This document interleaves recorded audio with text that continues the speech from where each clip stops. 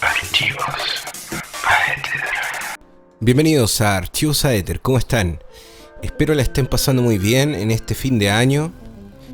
Les mando a todos un saludo afectuoso navideño y también un saludo de fin de año. Y les deseo que todos ustedes entonces estén contentos en este fin de año, que estén realizando lo que desean y que hayan podido cumplir su objetivo este año, que es lo fundamental. También espero que lo pasen con sus seres queridos y que sea un excelente fin de año. Dicho eso, este podcast trata sobre entonces lo que vamos a llamar apreciación histórica al esoterismo.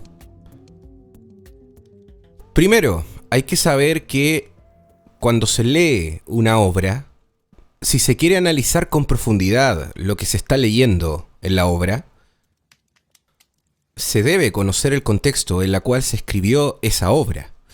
Entonces, para entender el contexto histórico de una obra, bueno, hay que saber en qué contexto se escribió. Por ejemplo, en qué año se escribió esa obra. ¿Qué es lo que estaba pasando en ese año en una visión sociocultural e incluso política? Entonces, ¿qué es lo que va a influenciar al autor? Y estas influencias, que son generacionales, que forman parte de entonces el tiempo en la cual se escribió la obra, o el contexto de la vida del artista, o el contexto de la vida del autor de la obra. En este caso, que entonces nos lleva a comprender mejor la obra. Particularmente entonces en la literatura o en la filosofía, uno debe tener una referencia bien clara de la historia de la filosofía, de la historia de la literatura, porque de esa manera va a ayudar a que ustedes comprendan mejor las obras literarias y las obras de filosofía. Pero también cuando nos vamos a la ciencia, ocurre exactamente igual.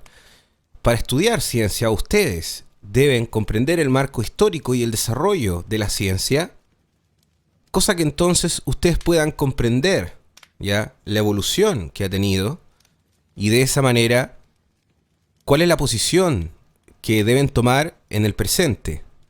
En el esoterismo, ya sea por ejemplo en la alta magia, en la astrología, en la alquimia, también hay una investigación profunda de lo que son las obras que han marcado entonces la evolución, el desarrollo de lo que son las tradiciones esotéricas. Para comprender una obra, entonces, esotérica, se debe entender el contexto en el cual se escribió. De esa manera uno puede, entonces, leer la tradición esotérica y cómo la tradición esotérica ha ido cambiando a través de la historia. Por ejemplo, las obras de Giordano Bruno están cargadas de una influencia de la revolución copernicana, que es una revolución también científica y astronómica. Giordano Bruno se considera un vanguardista, una persona adelantada a su tiempo hoy en día. Y entonces, para comprender la cosmovisión que tenía Giordano Bruno, también se debe estudiar a Copérnico.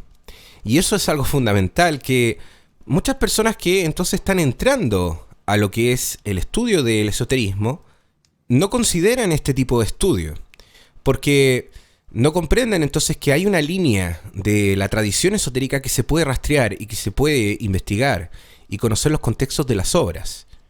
Entonces, ese es el primer punto. Al igual que en la ciencia, en la filosofía, en la literatura, en las artes, existe entonces lo que vamos a llamar una apreciación histórica a las obras, porque entonces esa es la manera de leer. Cuando ustedes quieren leer un libro, deben profundizar entonces en este contexto. Si ustedes quieren aprender realmente a leer, porque eso es lo que les va a ayudar también a comprender la obra que están leyendo, porque muchas veces probablemente van a agarrar un libro y no van a entender entonces lo que se está planteando en el libro, por no reconocer estos contextos de los cuales yo les estoy mencionando. Entonces, esta es la manera incluso más académica, ya que se deben hacer las cosas y cómo se debe estudiar. Desde las escuelas que yo dirijo, esto es lo que yo planteo y enseño, el pensamiento crítico. Y entonces, versus esto, hay muchas personas que estafan a la gente precisamente porque venden cosas entonces que son falsas.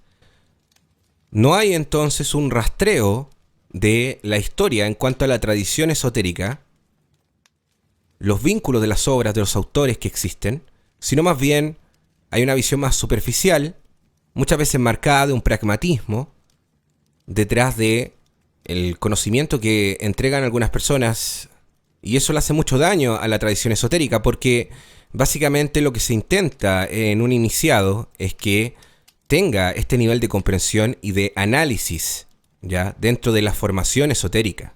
Lamentablemente hoy en día hay muchos iniciados que carecen de esta comprensión, pero no solo eso, sino que también contribuyen a la ignorancia, a fomentar la ignorancia y el desconocimiento y la información falsa.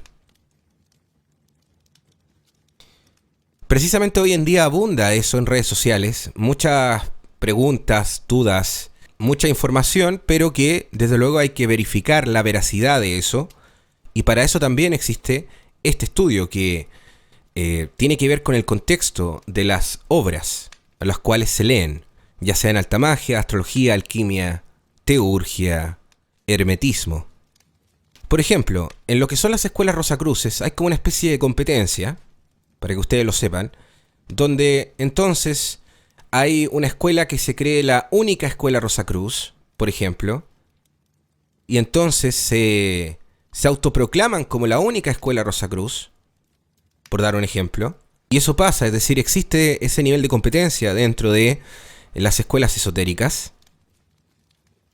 Y entonces hay escuelas Rosacruces que dicen que vienen de la Atlántida.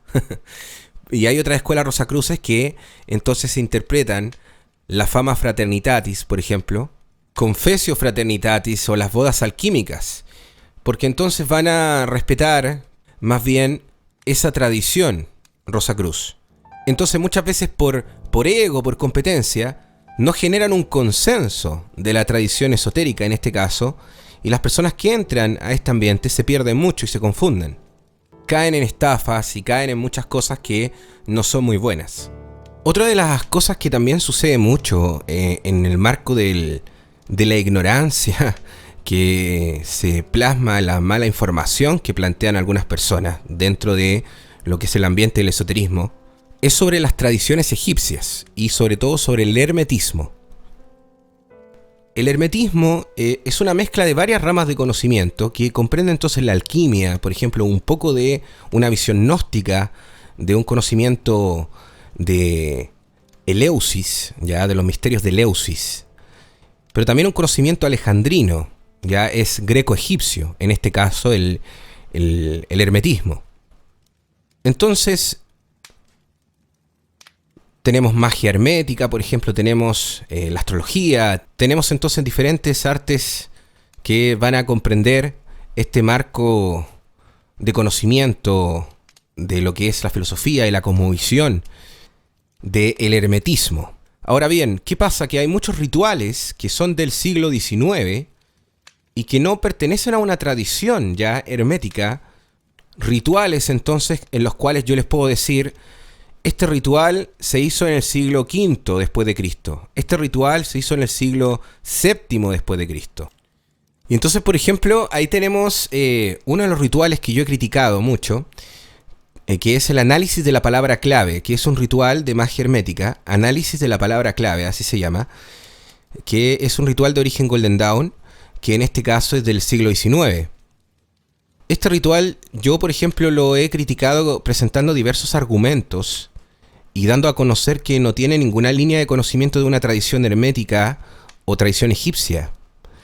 Es más bien un ritual que se creó en el siglo XIX, ya, para la Golden Dawn, y que entonces incluso es contrario a los fundamentos de la cosmovisión egipcia que en ese entonces existía.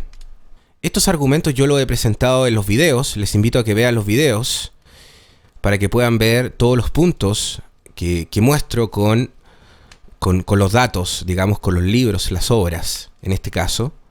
Pero más allá de eso, que merece un análisis profundo y yo les invito a que vean los videos, eso les aclara que hay muchos rituales que fueron creados en el siglo XVIII, siglo XIX, poseídos por una fuerte influencia de la egiptología, del boom de la egiptología que se estaba dando en ese momento, pero que no pertenecen a rituales que realmente se practicaban en el antiguo Egipto, 2000 años antes de Cristo, 3000 años antes de Cristo.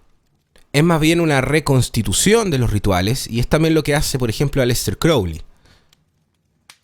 Muchas entonces de las órdenes que hoy se dicen herméticas o órdenes de magia egipcia, más bien son reconstituciones de los rituales y de los contextos de las cosmovisiones, de la cosmogonía del antiguo Egipto, tomando por ejemplo la referencia del libro de los muertos egipcios, por ejemplo, y cosas por el estilo, pero es más bien una reconstitución, no es que sean los rituales que se practicaban en ese momento. Si nos vamos a la tradición cabalística, pasa lo mismo. Los místicos de la Merkabah, que es una línea de la tradición cabalística, no son los mismos místicos entonces que posteriormente, muy posteriormente, están muy influenciados por el Zohar. La cábala de Isaac Luria, este gran cabalista, no es la misma cábala entonces que la de los gnósticos, no es la misma cábala entonces que se desarrolla en el cuarto siglo después de Cristo, quinto siglo después de Cristo, o también las visiones gnósticas que se pueden encontrar en los primeros siglos, por ejemplo en el libro El Pista y Sofía. Entonces es muy importante que las personas que entran a estudiar dentro de las órdenes esotéricas se fomente ese pensamiento crítico, porque de lo contrario caen en un marco de ignorancia y de fundamentalismo. Yo he visto mucho fundamentalismo, muchos grados de obsesión, ya lamentablemente muchos candidatos, y esto en diferentes órdenes esotéricas de renombre. Yo ya lo he dicho muchas veces. Pero desde luego que incluso esta ignorancia también se da en muchos iniciados, lo que es lamentable. Pero bueno, es decir, para eso, digamos, existe este método entonces de estudio que ustedes pueden comprender, y es un marco de referencia importante también que forma parte de un estudio más académico, más metódico, de lo que es la apreciación histórica de una obra y cómo esto se va desarrollando a través del tiempo y hasta que llegamos a hoy en día.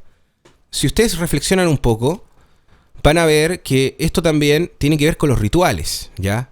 Es decir, que los fundamentos que están detrás de los rituales, así como los rituales mismos, no forman parte entonces de una tradición milenaria y se vende como una tradición milenaria muchas veces.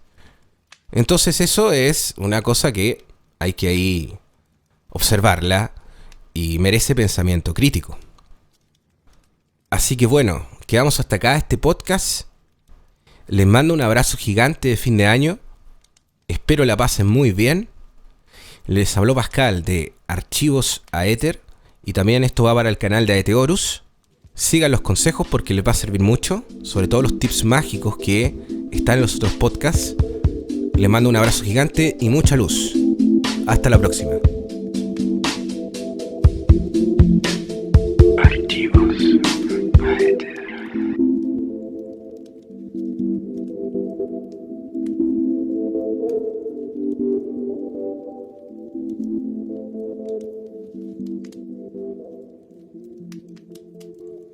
Archivos.